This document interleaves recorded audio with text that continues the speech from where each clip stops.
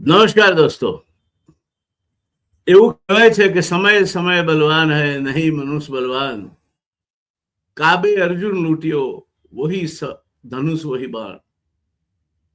સમય બળવાન છે, માણસ નહીં. જ્યારે સમય સાચો ચાલતો હોય ત્યારે બળવાન, સમય ન સાચો ચાલતો હોય ત્યારે નબળો. પણ જે સમય હાથમાં છે એ તો એની મૂડી છે. એને કઈ રીતે વાપરવો એ એણે નક્કી કરવાનું છે. અને ત્યારે દોસ્તો એક વસ્તુ સમજી લઈએ, સમય કોઈની રાહ નથી જોતો. The time and tide waits for none.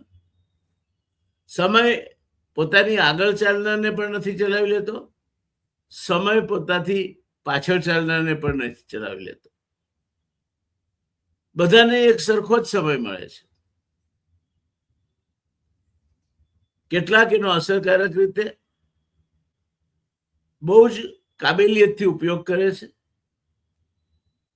Time is money, એટલે કે સમય એ જ પૈસા છે, એ સૂત્ર પુરવાર કરે છે.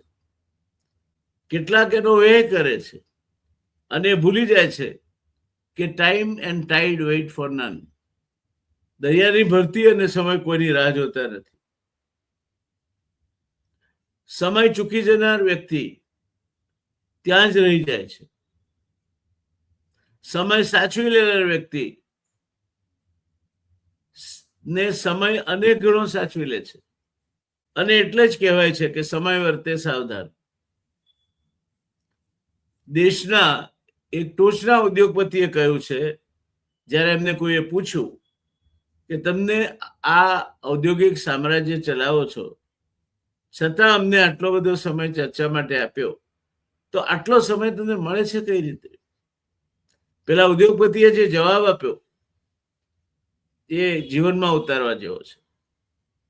એમણે કહ્યું કે જે માણસ એમ કહે છે કે મારી પાસે સમય નથી, તે કાં તો મૂર્ખ છે, એને સમય કઈ રીતે વાપરવો તે આવડતું નથી, કાં તો ધૂર્ત છે, અથવા તમને છેતરે છે, જૂઠું બોલી રહ્યો છે. આ બે સિવાય ત્રીજી કક્ષાના માણસ પાસે સમય ના હોય એવું બનતું નથી. એટલે આપણે ધૂર્ત છીએ કે મૂર્ખ છીએ?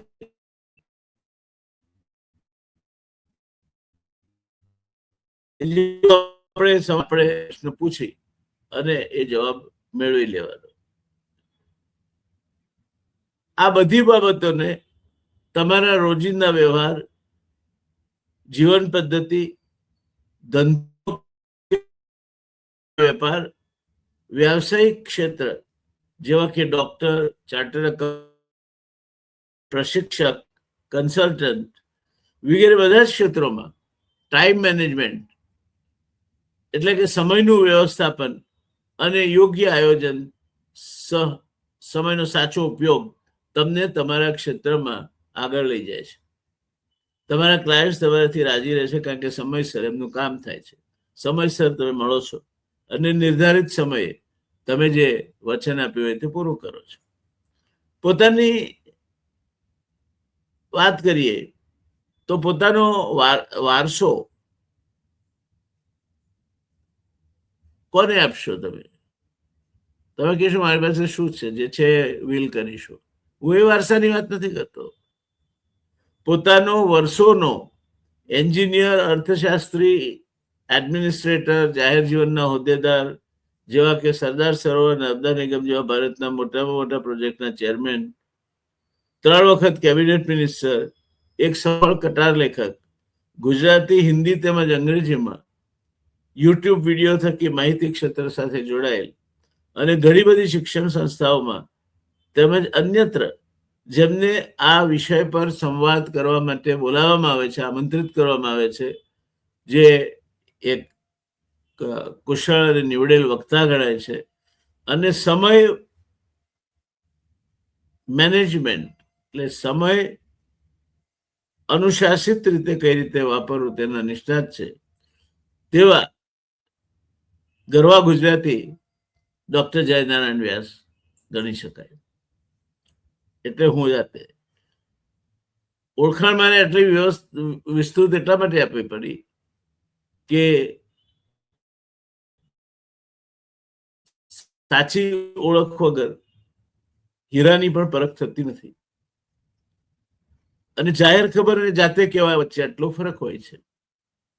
આ શનિવાર તારીખ 25 જુલાઈ 2026 રોજ ઇફેક્ટિવ ટાઈમ મેનેજમેન્ટ વિષય લઈને હું 3 કલાકનો વેબિનાર યોજી રહ્યો છું. સમય વ્યવસ્થાપન એનો વિષય છે, ટાઈમ મેનેજમેન્ટ એનો વિષય છે. એની કોર્સની ફી ₹399 છે. પણ આ અગાઉના પબ્લિક સ્પીકિંગના કોર્સમાં જેમણે ભાગ લીધો છે એમણે ₹99 ભરી દીધા છે, તો એમના માટે આ ફી ₹300 રહેશે. અગાઉના કોર્સમાં જેમણે ભાગ લીધો છે એમના માટે આ ફી ₹300 રહેશે. શનિવાર 25 જુલાઈ સાથે વિતાવીશું 3 કલાક, 3 થી 6. સમય કઈ રીતે વાપરવો અને સમય કઈ રીતે તમને વાપરે છે એની વાતો કરીશું. તમારા પ્રશ્નોના ઉત્તરો આપીશું. અને સરવાળે જેમ પબ્લિક સ્પીકિંગના કોર્સના જે મને ફીડબેક મળ્યો છે, જે જાણવા મળ્યું છે, જે પ્રત્યાઘાત મળ્યા છે, તે મુજબ સરવાળે તમે કંઈક લઈને જશો, મૂકીને નહીં જાઓ. અરે ₹400, ₹399 કે ₹400 એટલે શું? એક દોસો કોઈક મોટી રેસ્ટોરાંમાં નાસ્તો પણ ન કરી શકાય.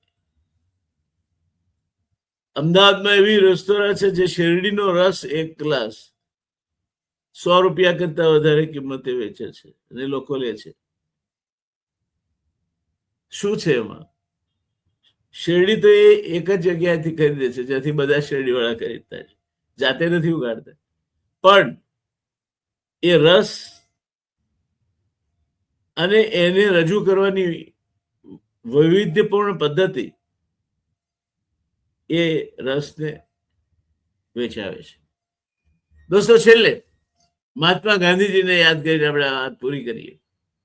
ગાંધીજી વર્ધામાં એમની આશ્રમમાં જ્યાં બેસતા હતા એ રૂમમાં એમના પાછળ 3 સૂત્રો લખેલા રહેતા.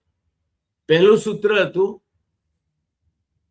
બી ક્વિક, જે કેવું હોય તે ઝડપથી કહો. બીજું સૂત્ર હતું બી બ્રીફ, મુદ્દાસર વાત કરો. અને ત્રીજું સૂત્ર હતું બી ગોન, જો તમારી વાત પતી ગઈ હોય તો મહેરબાની કરીને આવજો. આ 3 સૂત્ર ને આધારે ગાંધી એમનો સમય વ્યવસ્થાપન કરતા હતા. આ ગાંધીનો રસ્તો હતો સમય વ્યવસ્થાપન. દરેકના રસ્તા જુદા જુદા હોઈ શકે. પેલા ઉદ્યોગપતિનું કહેવાનું પણ વ્યાજબી હતું કે તમે જો એમ કહો કે મારી પાસે સમય નથી, તો તમે કાં તો ધૂર્ત છો કાં તો મૂર્ખ છો. તો દોસ્તો, અટકીએ આટલેથી. આશા રાખું તમને મળવાની શનિવારે વેબિનારમાં. હજુ સુધી તમે રજીસ્ટર ન કરાવ્યું હોય તો તાત્કાલિક કરાવી લેજો. એની લિંક તમને યુટ્યુબ પરથી અથવા તો ઇન્સ્ટાગ્રામ પરથી કે ફેસબુક પરથી મળી રહેશે.